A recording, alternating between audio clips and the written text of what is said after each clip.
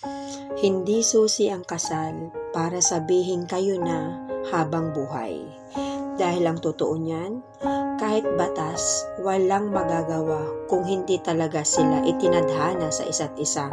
Ang kasal ay hindi panghabang buhay na katunayan para maangkin ang isang nilalang.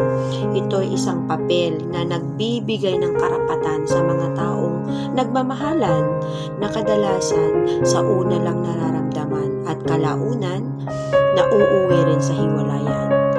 Dala ng hindi pagkakaunawaan, hindi porke kinasal ka sa isang tao ay habang buhay mo nang makakasama ito. Dahil kung minsan, isa lang pala siya sa magiging daan para makilala niya ang talagang taong nakatadhana para sa kanya.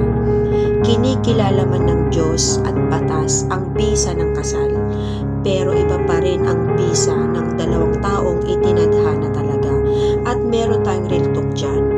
Yung ibang nagsasama na, mas naniniwala sa kasabihang kung tayo talaga hanggang dulo, ay kahit na anong mangyari, tayo pa rin. Yung tipong masaya na sila sa ganong setup ng pagsasama. Yung kahit na walang kasal, pero tanggap ang isa't isa.